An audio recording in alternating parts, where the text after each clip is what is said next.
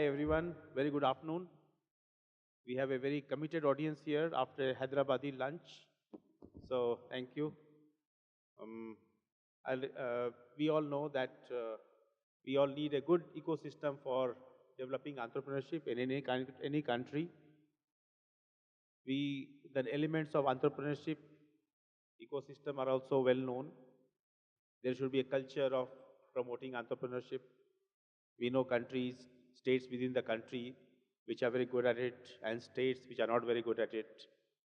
We need people to know that if they have an idea, how to take it forward, what kind of resources are available in the ecosystem where they can do something about it, how to make a business plan. If they want to incubate their idea, are there enough resources? Are there enough incubators?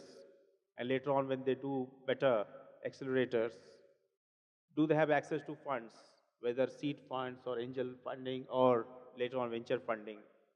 Do they have easy regulations that help the entrepreneurs navigate their journey? It helps them do business. It helps them access funds of various kinds. And overall supporting government, whether it comes to marketing, easy entry, easy exit, and easy doing business. So all these are very interesting and challenging topics. We have a great panel today, and we look forward to a very interactive session today. First, I'll request all the panelists to introduce themselves briefly for about half a minute, and then we will go to each of them with some questions, and then we'd like to throw the floor open for questions and interaction from the audience. So, shall we start with you, Patricia? That would be fine. Thank you. My name is Patty Green. I'm currently, actually, the brand new director of the Women's Bureau for the Department of Labor in the United States. Very pleased to be here with the focus on women. Prior to that, I was an entrepreneurship professor at Babson College for 13 years, and one of my roles was to serve as the lead academic director, so basically the designer for the Goldman Sachs programs, 10,000 Small Businesses and 10,000 Women. I'm Ravi Kailas. I'm with Mitra Energy. We are a renewables company that started in 2010. We currently have about 2 gigawatts of wind and solar power in 8 different states in India across about 40 different locations.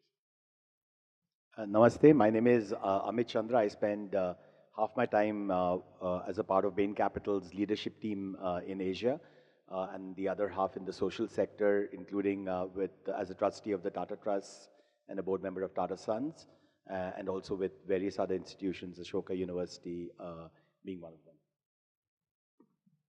Thank you. We also have one more panelist who is going to join us soon, I guess, Christine Duheim. And when she joins us, we'll request her to introduce and share her thoughts. Can we start with Patricia?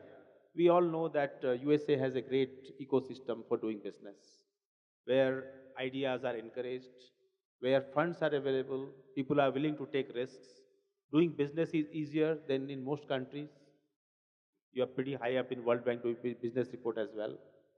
And one place where ideas and people from across the world have gone, tried, found funds and supporters, and many of them have succeeded big time. Many of them have actually succeeded in US when they could not succeed in their own countries, because not many people believed in them in their own countries. So please share with us all the secrets of your success and what others can learn from you. Then they won't be secrets anymore. So a good place to start really though is to think about what we mean by entrepreneurship and what we mean by ecosystem.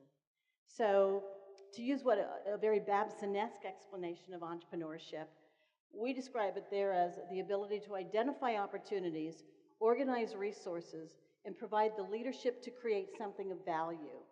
And when you look at that outcome of creating something of value, that leaves it open to a great many interpretations and a great many kinds of organizations, businesses, not-for-profits, that kind of thing.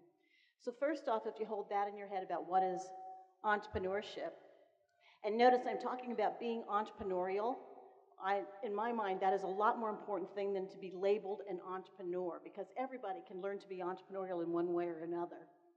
The part of the ecosystem is really about an intentionality of creating that environment. And an ecosystem is not an inventory of programs. The key words about ecosystem are really the interaction of the individuals and the organizations. And one of the definitions I really like is about, and through that, energy flows. So when you look at those kinds of things, what's the intentionality? What are the policy bases? What's the higher education impact? All those kinds of things. And how do you create an environment where businesses can start, grow, and be sustained over the long term? So those are my sort of very professorial definitions to start off with on what we're even talking about as far as an entrepreneurial ecosystem. See, in India, we have been trying to promote entrepreneurship and startups, central government and state governments. We find that people from the beginning, lots of people from their childhood and school days are taught to look for jobs. There's a huge fear of failure. And in US, people take chances, and there are people who are going to put their bets on them. Now, we are in the process of trying to do something about it, and many countries, I'm sure, they are also experiencing similar issues and similar problems. That's a really tough one, actually.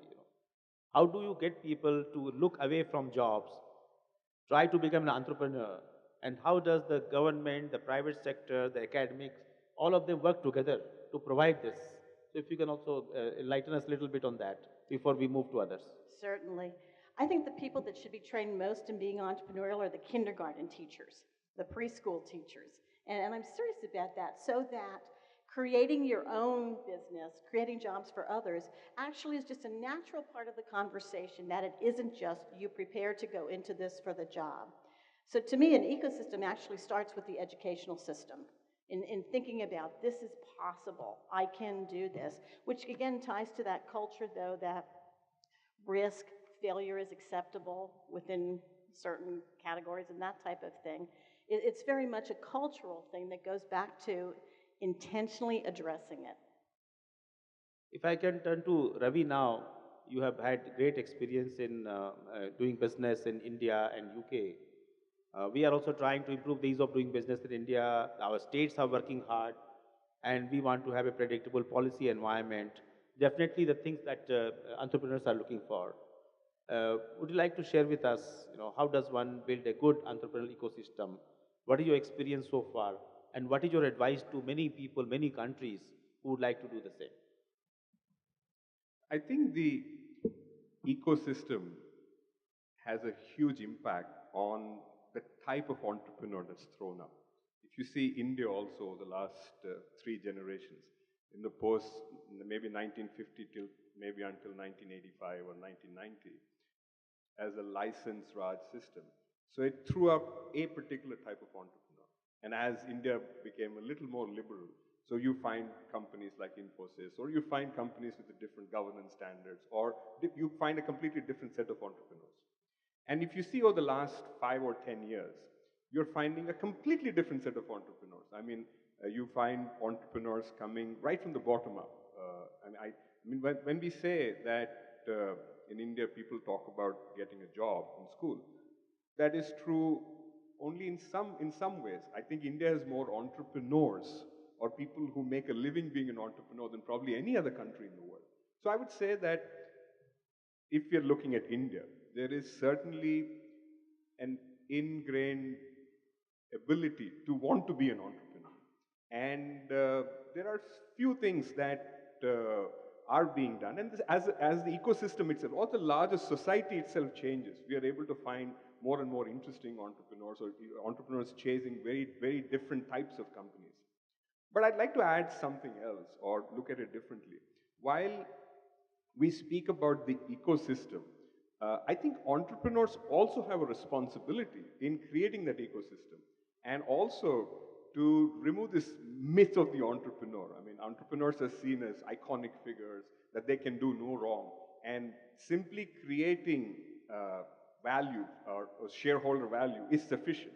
But I think that if you want to bring society along with you, at least in the next few decades, I think entrepreneurs have to play a much stronger role in taking society along with them and appearing to ensure the wealth that is being created by entrepreneurs today is at a completely different scale then even in the last 20 years or 30 years, we are talking of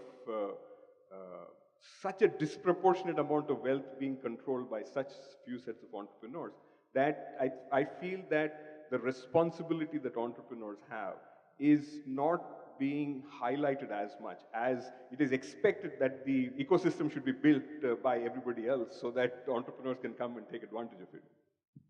Thanks. Amit, every entrepreneur or anyone, any young person or otherwise who want to be doing business, they're looking for funds.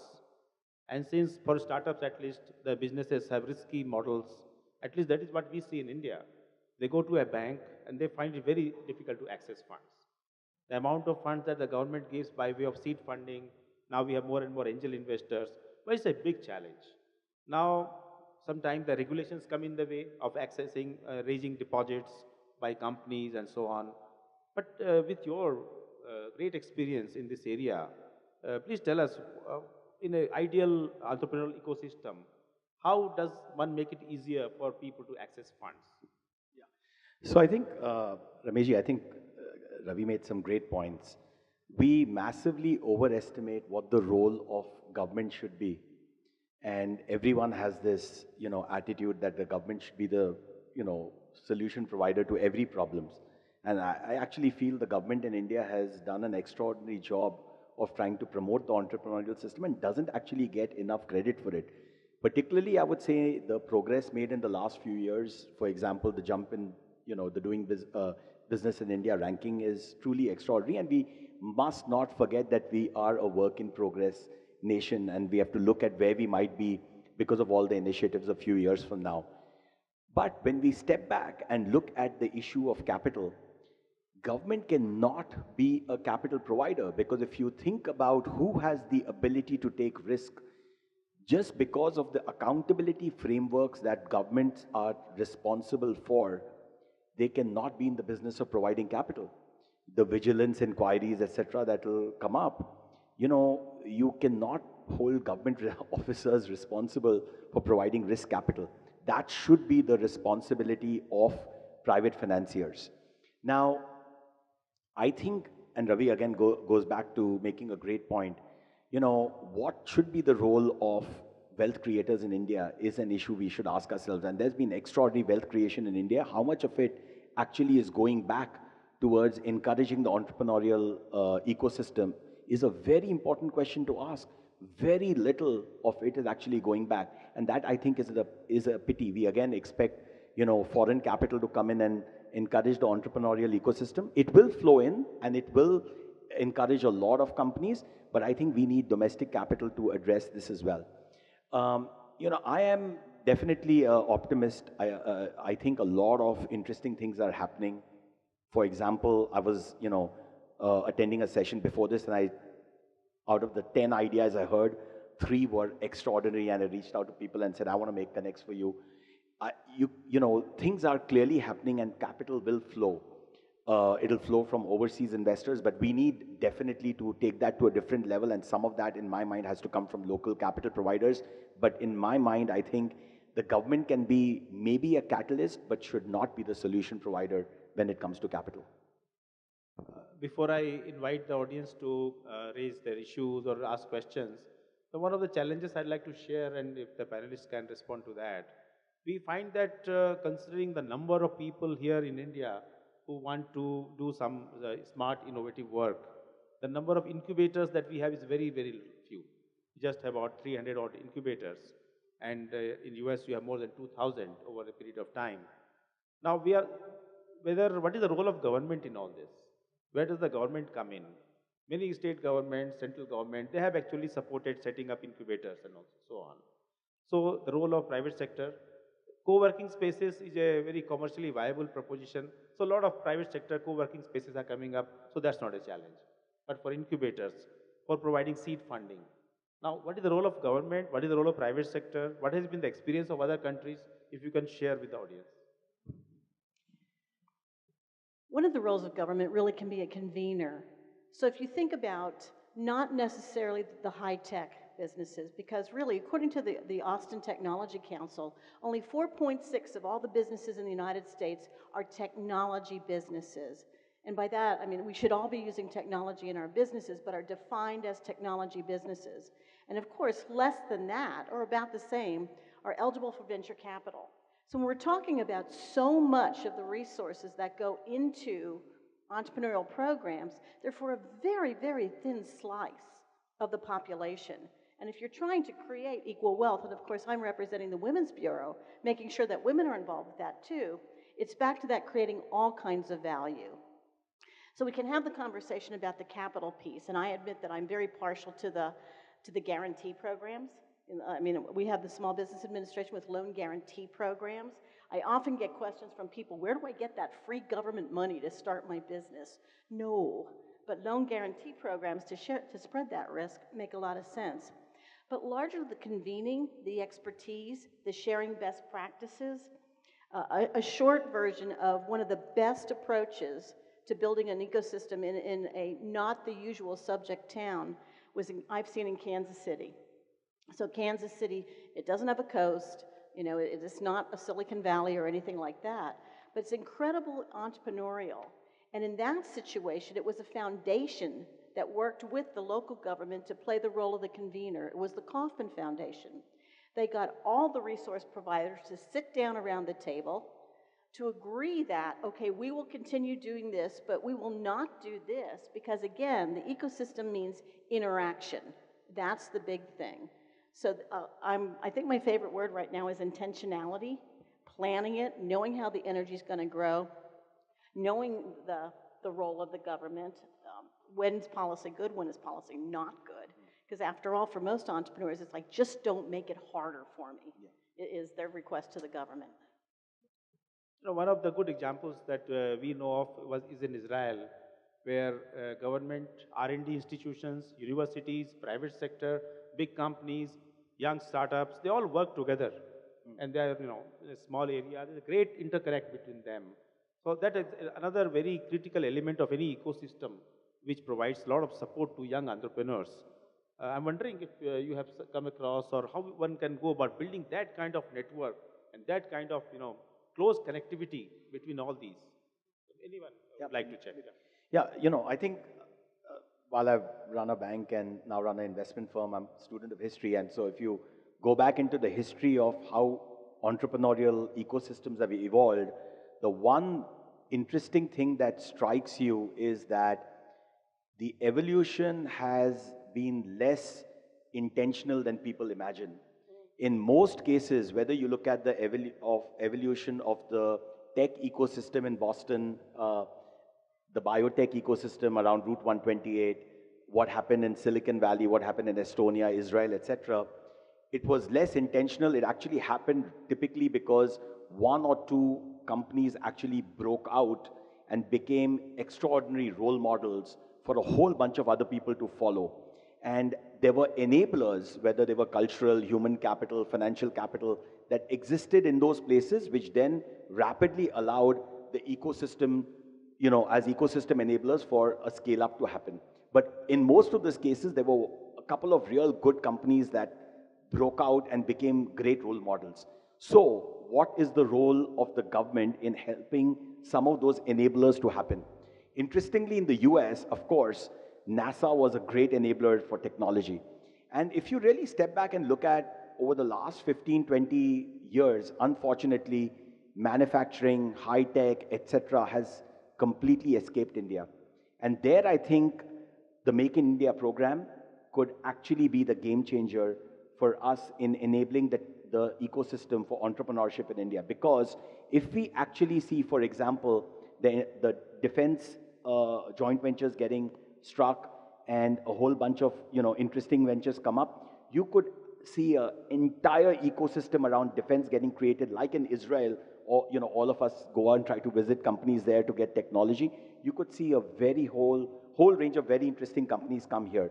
So I feel that in the next 3, 4, 5 years will be the most interesting period for entrepreneurial ecosystem evolution here, and it may well revolve around some of the breakout stories that may come out of Make in India.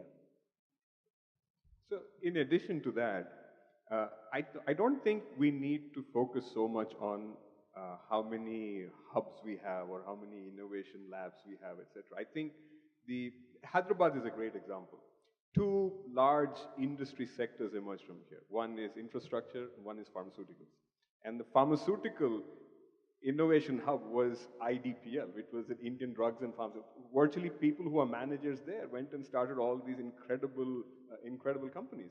And if you see the contractors, government contractors who were building canals and Srisalam and Nagarsagar Dam, they are some of the largest infrastructure companies today. I mean, when we were trying to decide where we want to base ourselves, we thought of Hyderabad because there is such a infrastructure around here about people. And this just happened, as you said, it was not by design. And also, I think that we also pay a lot of attention to very specific programs. Like, let's take renewables, because it is one of the largest attractive capital sinks now, or what is attracting a lot of capital. We're talking of almost 200 or 250 billion dollars worth of capital going to the industry in the next 5 years. The industry was almost non-existent in 2010. When we went to banks asking for long-term loans, they said renewables is not considered as an industry by the government. So the banks cannot lend for more than 6 years or 9 years, etc.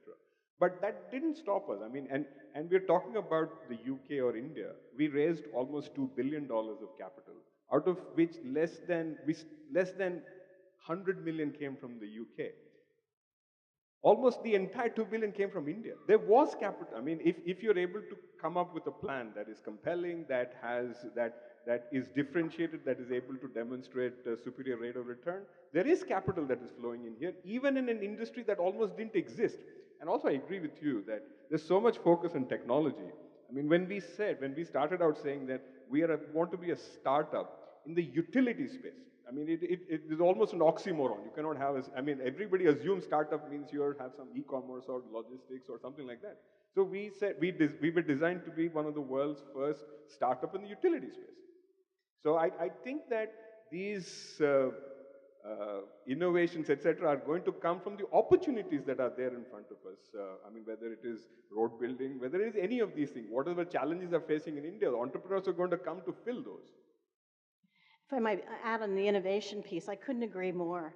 And I've turned into a total data nerd sometime over the last few years. But one of the things I really like right now is there's a study out a few years ago that looked at about 2,000 some business owners, small business owners, notice not necessarily defined as entrepreneurs, but they were in all kinds of industries. None of them were startups. They'd been going for a variety of years. But 1/3 of them reported that they were doing R&D about a new product. And 2/3 of them reported that they were doing R&D about improving a product. Now we go back to the government question. Almost all the resources around innovation programs go into the tech industries. And yet there's all these other small business owners that are figuring out things that people really need, that make your lives better in whatever industry it happens to be. So I think there's, again, going back to the education piece, how do we actually build on that innovative approach to begin with for everybody? Before, we have many issues, many questions to discuss, but I think it's right time to throw the floor open to audience. Let's have some questions, some experience from various countries, any comment that you'd like to make, any question you may like to ask our panelists. Yes, gentlemen here. We also have to discuss how to boost the ecosystem for women entrepreneurs, of course. Love to talk about that. Hello, my name is Raghu, and I study the ecosystems in about 20 countries. And I want to hear your comments about what I would like to say. India is in a transitional point of entrepreneurship by necessity to entrepreneurship by choice. So the motive for entrepreneurship by necessity is survival, lifestyle, rather than wealth creation. So we are transitioning in a culture change where scalability was not a big thing at those times. And when in terms of wealth creation, it is for scalability. You need to scale up the industries. So I want to see what you want to say, the transition. So in many countries, developed countries, they didn't have this transition point. It was always entrepreneurship by choice. And that's one point. The second one is when you said that the government cannot take risk. One of the speakers said that. I think the government should set an example by taking some risks for the entrepreneurs. If we want to make it fail-proof as far as the government, it's very hard for the entrepreneur to, to take risk. And in terms of policies, in developing countries, we have a very different economic situation where there is no safety net. In developed countries, there is a safety net for entrepreneurs. For every citizen, they have a social security or something equivalent like that. So we don't have that here. So that is something that the policy, from the policy perspective. Okay, thank you. I think Amit wants to take a shot at it. Yeah, let me take a shot and please feel free to join in. I think on the issue of entrepreneurial careers being a choice, I think it goes back to the point I was making earlier. India is really a work in progress economy. When I graduated, I remember not one person from my class, well, there was one who wanted to be an entrepreneur, and that's basically was because of family lineage. A bunch of us, Ashish Dhawan, me, and a few others have started a university called Ashoka University out of Delhi. And it's a pretty sought after university to get into. The most interesting thing that we are observing is that 15-20% of the graduating students want to be entrepreneurs. And I would never have guessed that statistic from the incoming class. So that is truly remarkable, and I would hope that number actually goes up. And when I look at the profile of who are the students who want to be entrepreneurs, they are not people from entrepreneurial backgrounds. Many of them come from service backgrounds like me. So we are definitely seeing a change. People are making conscious decisions to be entrepreneurs by choice, and I think this is a very welcome change. I think the point on, I made the point on government should not be in the business of taking excessive risk. I think I stand by that point for the simple reason that we are an extraordinarily vibrant, which you can substitute for noisy economy, democracy. I think you have to put yourself in the shoes of some of our bureaucrats and politicians and see what they have to be answerable for. If you look at the success rates of entrepreneurial ventures, you're almost certainly likely to have extraordinarily amplified degree of noise if we actually have government taking the kind of risk that entrepreneurship needs to be supported with. I'm not so sure we have that degree of maturity in our political system today to support that kind of thing. We can't compare the political system of the West with the political system that exists in our country. So that's the second point that I would make. Short follow-up. I don't think it's so desirable that we should move towards having entrepreneurs only by choice. I think that the entrepreneurs who come up because it's survival, I think that they build really great companies. In fact, most of the great companies have been built by people like that. There's a lot of difference too. There is a difference there for women and men too, and depending on what level of development the country is in. So Global Entrepreneurship Monitor data shows that the higher the development of the country, the lower the number of women that are becoming entrepreneurs. And they're definitely starting much more from necessity than opportunity until the country is more developed. But even that's a big question. The country gets more developed, you think there's more opportunities to be entrepreneurial, but now there's also more other kinds of opportunities for women. So that's hugely a matter of context. See, from the government side, I can tell you that we think that we need to intervene a lot to support the ecosystem. From the government of India, we have set up a fund of funds of 10,000 crore rupees. We have set up a credit guarantee scheme of 2,000 crores. State governments are putting in a lot of resources into supporting the ecosystem of startups. Unless we do all this, we will not be able to catch up with where other people are in a short time. We can't let it grow organically. So we are very clear in our mind. Yes. Yeah, the lady there. Yeah, please.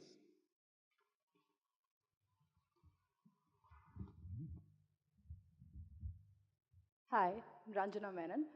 We spoke about the role of the governments and you spoke specifically about funding. My question is regarding regulatory challenges. You often hear about disruptive businesses who are unable to scale up specifically because of regulations that were framed about 2 to 3 decades back. What do you think the government can, what is that the government can do in that role specifically? First off, I think there's a huge conversation to be had about what the government means. So, for instance, there's the federal regulations and that type of thing, but then there's all the sub-federal regulations. So you think about in the United States, we can talk about federal, but then there can be state, county, town, neighborhood, and you start layering on all these different entities that are making rules largely to protect citizens. So, I mean, that's really the point of regulation, is to protect citizens. How do we balance that with the ability of the businesses to grow? In the panel before this in this room, one of the things they talked about is the role of all of you. And one of you also mentioned the responsibility of the entrepreneur. Get involved with your government at what other level. Help educate your legislatures about what your technology needs, what your business needs. Vote carefully on people you think are going to help make the legislation for your ecosystem, that kind of thing. But I think without the educating about what's needed, you're going to have all these different kinds of things, largely with good intentions, but good intentions for protecting individuals, and how does that all fit? See, our experience with regulations is that regulators, central government, state governments in India, they need to be far more agile, far more sensitive and responsive to responding to regulations for very disruptive business models. And this is something that we are working on. You look at peer-to-peer lending, you look crowdsourcing of funds, e-pharmacies, sharing of rooms, taxis. Always there are issues here and there. That's why today the state governments and central government, they are trying to work together, even regulators. And many laws we have been able to change actually in the last 1 year, 1.5 years. Many regulations have been changed. There have been changes brought about in the company law, in the Income Tax Act, just to make it easier. But we are still, long way off from there. So I think it's a work in progress for us. But we do think that we need a different carve out for startups, carve out for smart technology driven and disruptive business models. Anyone else? Yeah. Hello. Yeah. Government of India is taking so many initiatives like Startup India, MSME, Mudra, right? But even though these policies and regulations are in place, so most of the startups at ground level are facing a lot of challenges, right? When the startup is coming up, so there is no such ecosystem is fast enough to help the startups. If suppose startup is in a scalable model, and if they approach for the bank, the private bank also government banks will go for the guarantee, and even the government of India is providing the credit guarantee. So still private banks owners are not confident enough to provide the bank loans to the startups. If some way, if the GOE or startups, DIPP, whatever it may be, so if they take the private banks into the confidence, government banks and the private banks into confidence, okay, you can go with, and government take that credit guarantee 85%, whatever 90% is agreed, then maybe it will become a great boost for the startups so that it can scalable model. Otherwise, the startup may get into the killed mode because of the capital funds. So they don't have any options. Thank you, thank you. I think Amit is the right person to respond perhaps. Yeah, I think, and this is the point Patty was making earlier, that there is an opportunity for having some sort of loan guarantee funding available, and there should be a market for that product in India. I agree. There is some gap, in our financing system for capital, which lies, just ahead of pure equity risk capital and the next layer. And certainly, I think policymakers and entrepreneurs need to sit down and evolve a product, looking at what has happened in the US to facilitate flows into that segment. So we should definitely think about that. Before we take more questions, if I can ask the panelists about what initiatives and what steps do we need to take to promote women entrepreneurship? Is the theme, and we find promote women entrepreneurship. We find in India the startups who have registered with us in the department, only 10% are led by women. Among the queries, we got 100,000 queries from various people who want to do something, do business. 10% were only women. So it's a big challenge for us. I'm sure it's a challenge in elsewhere, all around the world. Can you share what all we need to do in this? Sure. A lot of years ago, maybe 10, 15 years ago, we actually wrote a book called Women Growing High Growth Businesses, Clearing the Hurdles.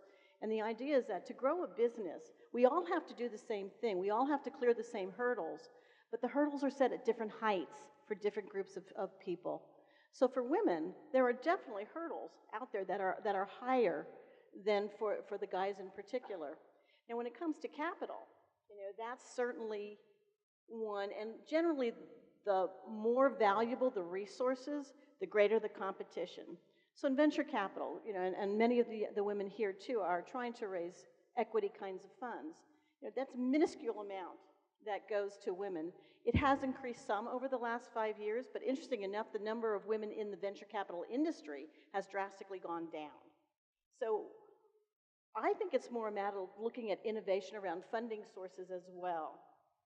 For women, networking is a huge issue as well. Most resources flow through networks. So really, again, intentionally looking at what are your networks, how do you identify what networks you really need, who are in those people, and how can you connect to them? Because most people really do want to help. You just have to figure out the kind of help you need and go for it. I have a different take on this. In the 1970s, the Indian cricket team had 4 spinners and we never had a fast bowler. Then Kapil Dev comes along and everybody wants to be a fast bowler. So I think that, we need heroes. I think if the government has to do something or anybody has to do something, we have to tell these stories. We have to create these, or we have to market these stories a lot more.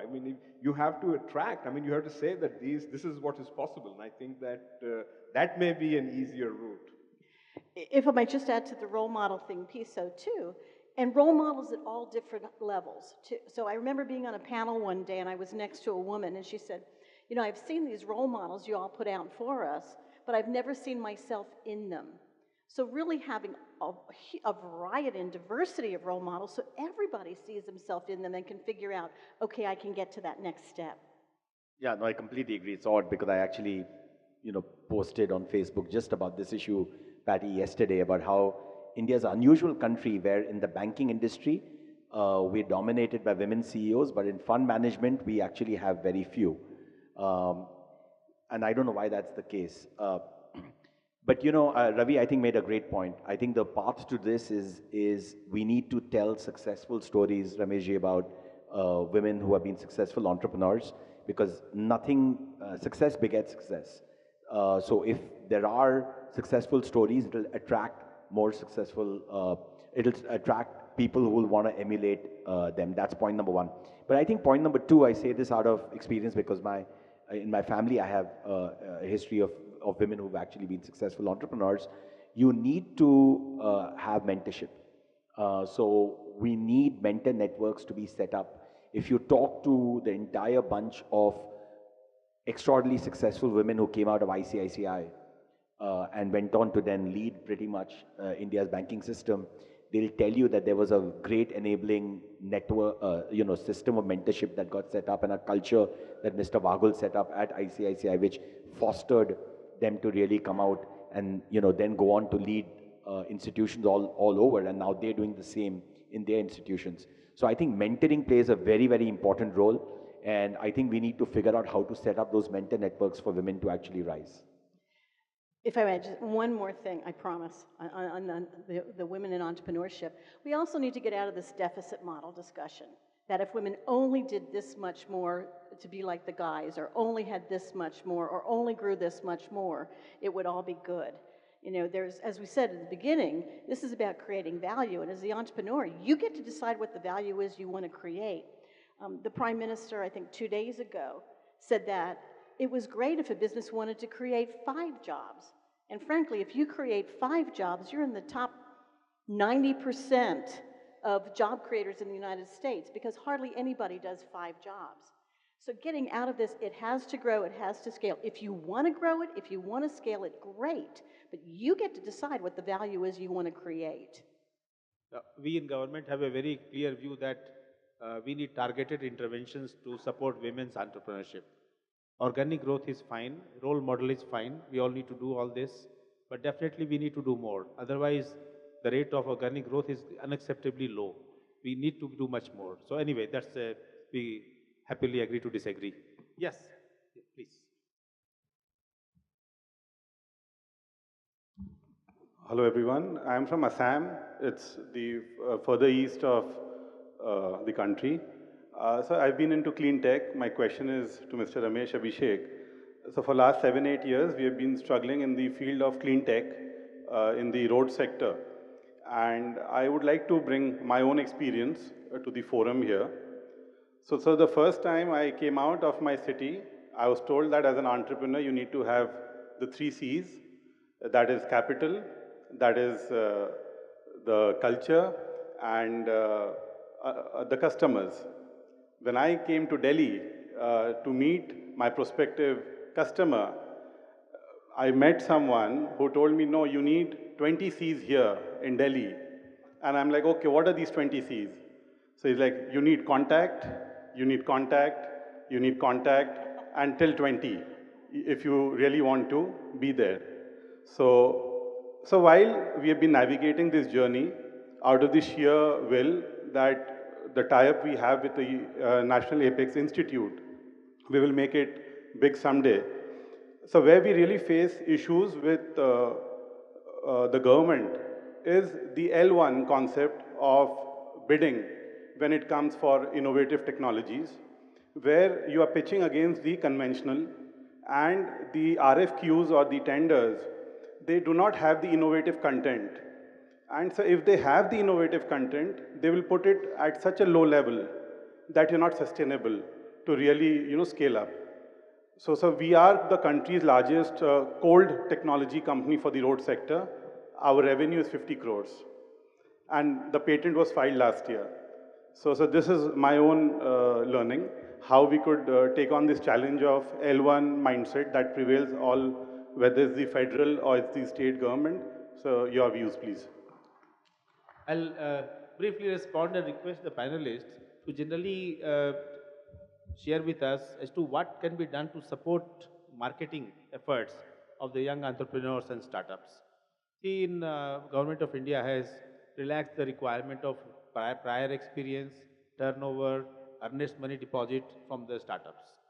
There is a, 20% are bought from only the small businesses, as you know, in the government procurement. We have a government e-market platform now where you can register and get all these benefits and so on and so forth. See, the concept of public procurement has plenty of elements of quality in it. Price is not the only criteria. You can give enough weights to the quality, including the innovative part, and that depends on the procurement agency. If they choose not to do so, it is a problem. But then I think it's a bigger issue that what is the experience of other countries, other ecosystems in providing marketing support, and what can be done about it? Well, it's interesting to say that because we always think that the money is the biggest problem. And the fact of the matter is when we actually ask the business owners what's the biggest problem, it's getting and keeping customers. And yet, if we look at our training programs, it's usually more about getting the capital than actually how do you get and keep those customers. So I'm going back to a lot of training and thinking about that is. Now, the fact of the matter, too, is the way media has changed over the last few years and all the new tools. That's largely a matter of knowing your customers so well that you know which media path you need to go down and what's the best marketing path. I agree. There are challenges, what you said of contacts or I can give our example. In 2010, when we started, we didn't have much knowledge of the industry. And more importantly, everybody assumed that infrastructure in India, you must know this person, you know this chief minister, you know this.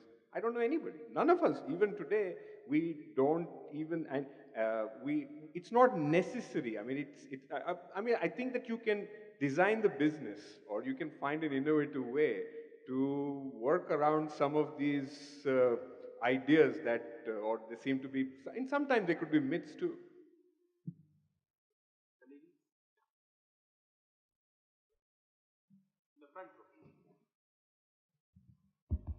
Hi, I'm Rakshanda Dukham. I'm from Bangladesh.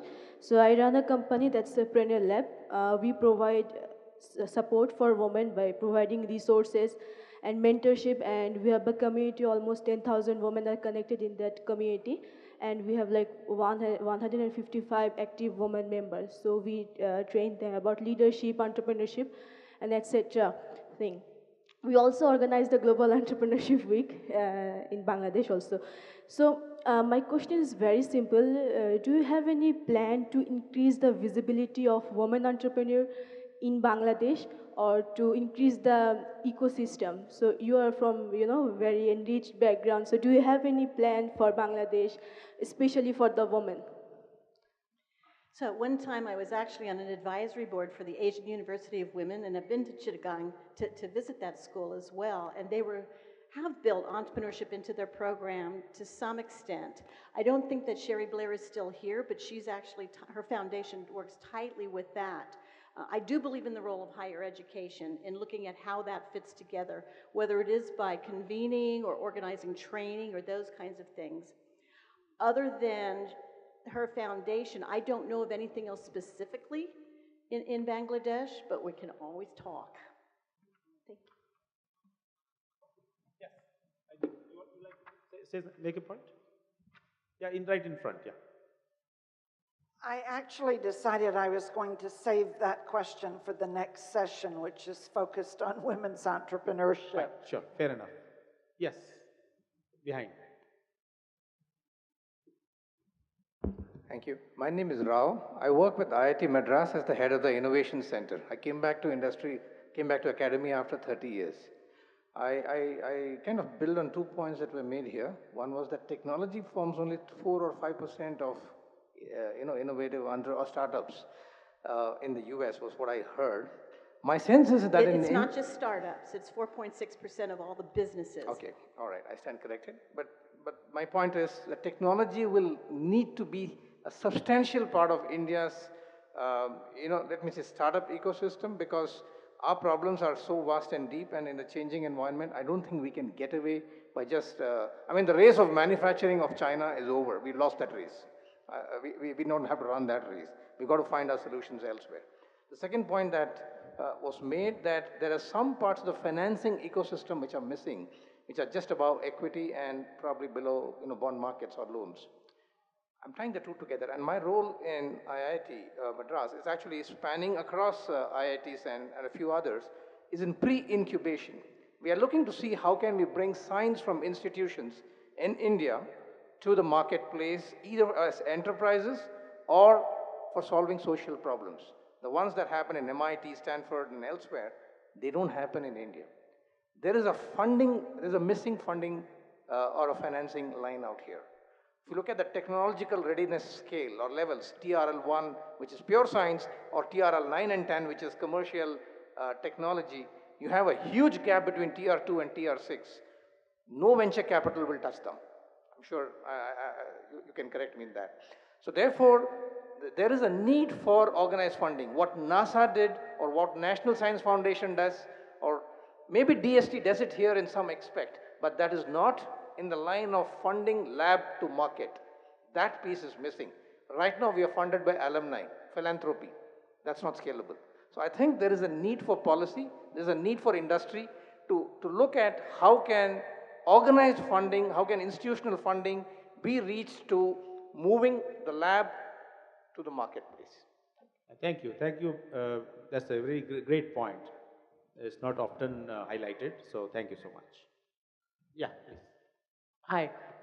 So my question was around broadening the definition of inclusion, and particularly because I work on making entrepreneurship spaces more accessible for people with disabilities and entrepreneurs with disabilities. And so my question is focused around how do you make ecosystems inclusive for different minorities, not necessarily just specific to women. I think there's something to learn about women, but diversity as a whole. Couldn't agree more. I am representing women today, but diversity really is about everybody having a voice. I'll go back to the beginning about someone said, that the entrepreneurs need to be involved in the creation of the ecosystem. Ecosystems that are created from the top down generally don't work. You know, just here's the plan, do this, doesn't work. So again, getting involved from the beginning to help design the ecosystem, I think, is the most important thing, and have your voices heard. So it's not so much a matter of what others will do, but you know, what would you want to get changed and how would you do it, I think is an absolutely critical question.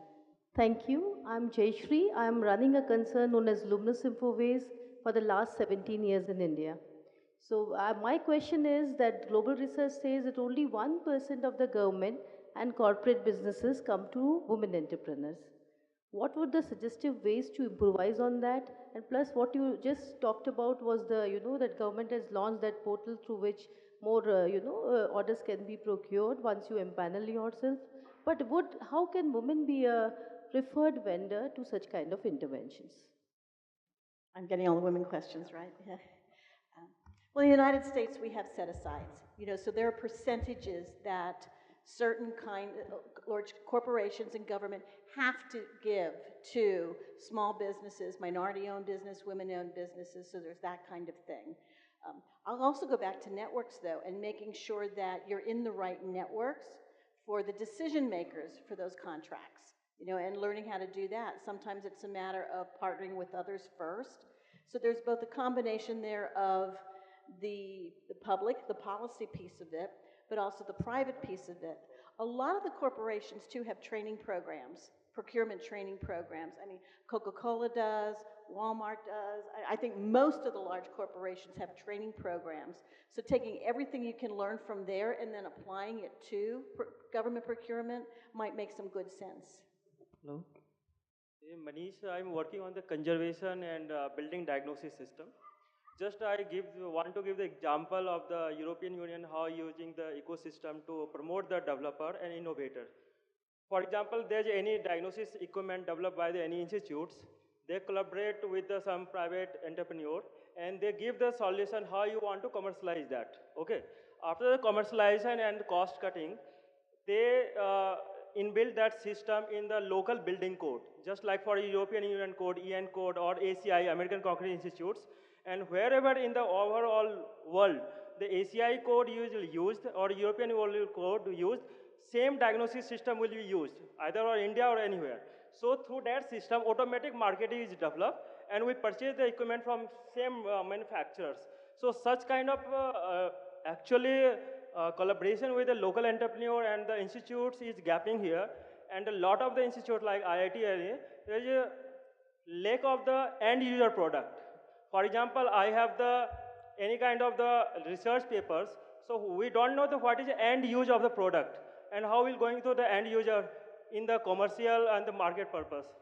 So we want to say, why not we should develop such kind of things, and government should also develop the one kind of market where we can promote our product through the innovations. Okay, we'll take one last question from this side, please. Hi, my name is Ashri and I'm the founder of a social enterprise promoting the heritage Madhubani paintings of India called Mithila Smita. And the best part about the heritage art forms and craft forms is like it is the second largest employer in all the developing nations after agriculture. And despite having so much of diversity in India, almost every state has a heritage art or craft, we are just supplying 2% of the world's handmade handicrafts requirement. What is the focus of our government on developing the artisan entrepreneurship ecosystem in India? I don't find a mention of this anywhere except for the aesthetic enhancement. I'm sorry to say, a little disappointed with how this has not been promoted so far. We are paying 12% GST on handmade products in India. How is government going to support entrepreneurs like us? I come from a technical background and I gave up my corporate career to promote the cause of women artisans in India who are preserving this culture, this heritage. So is there something how the government of India can support us? And there are many, many more like us, many women entrepreneurs like me who are doing this. So far as rural artisans and crafts are concerned, the government, both at central and state level, they have specific departments, ministries devoted to this work. There are various schemes, not to say that more cannot be done, but definitely we are trying to help. Recently, all the 300 odd geographical indications which are registered in India, we are now talking to the e-commerce companies as to how they can adopt some of those GIs and actually market their products. In the recent Global Food India Summit also in Delhi, we had a specific big pavilion only for the GIs of India. So we are actually big time in promoting this because we see enormous employment being generated to this, and so many livelihoods are connected with this. But Amit, I think would like to add something. Yeah, first of all, I commend you for what you're doing because I do subscribe to the view that you have that this is a tremendous opportunity for employment in India and it's underexploited. I think beyond whatever the government decides to do, I think this is an opportunity for individual entrepreneurs as well. I'm aware of a number of initiatives, including students who've actually graduated from Ashoka, who've actually started ventures. A woman entrepreneur, Subrata Pandey, from Orissa, actually started a venture which has become very successful, and she's supplying not just to all locations in India, but globally as well, using e-commerce. And so I think this is an opportunity where people can actually set up ventures using technology to supply to the rest of the world because we are massively underpenetrated to the point that you made. So I think definitely while there's an opportunity to do things with government support, I think we should figure out how to use local capital and local entrepreneurship as well to solve the problem. I know that Fab India, for example, has also built a good supply chain to tap into this network as well. Thank you. We are coming to the almost the end of the session. Before we finish, request all the panelists to make their last concluding remarks. We'll go with Ravi first. A lot of the questions and a lot of the conversation was about what can the government do. And of course, as an entrepreneur myself, I would love for the government to do more. But if we're focusing on India, India is very unique because it has allowed so much entrepreneurship in sectors that are traditionally owned by government in the rest of the world. I mean, which country in the world are roads owned by private listed companies, airports, ports, power, you name it, almost trillions of dollars worth of projects are being built in the private sector. This is the largest creation of private wealth in global history happening because whether for whatever reason that it is left to entrepreneurs. And I do believe that many of these are entrepreneurial opportunities. And as Amit said and the others said that while the government should find a way to allow people or create regulations that allow people to go, but I think most of these opportunities are available to entrepreneurs to pick up. I'm going to put mine out as a challenge to all of you, too, and think about innovation for the types of companies that you're creating. You know, the model of companies is very, very old, and really, can't we do better? So what are new ways that we can work together inside companies and work across companies for the betterment of our society, really? And just one example of this, it's a brand new program out of the Department of Labor in the United States, and it's called Riches. We're just testing this now in El Salvador and Philippines, and it's about reducing the incidence of child labor in hazardous environments in economically sustainable ways. So thinking about how your business works, the world that you want to help create through your business, I think that's the challenge for all of us. Thank you. Yeah, I'm generally a very big optimist, and I feel we're actually sitting, to Ravi's point, at the cusp of a massive entrepreneurial revolution in India. And it's because many things are coming together as a confluence, because of which, things are going to be very, very incredibly positive in the years ahead. We have a culture which is changing and is going to encourage entrepreneurship and risk-taking amongst the youth. We are a very young country. I think the policy making is heading in the right direction, particularly the ease of doing business, and hopefully if we get better in that direction, I think we'll see a lot of improvement. We have human capital, which is a great enabler. The fact that it's all gone to the West and various other parts of the world is a great positive. We have market. Markets are always very important. Without having a market for products and services, you can't have an entrepreneurial ecosystem. So that's great. And I think, you need infrastructural support, which I think has evolved over time. So I feel it's all beginning to come together now. But I do think that we need to change our mindset in a few areas. I think we need to very clearly rethink that entrepreneurship should largely be tech focused. It should be tech enabled to the point that the professor from IIT made. I think a lot of entrepreneurship should be beyond technology because that's where the opportunity is. It should not always necessarily be scale, the point that Patty made.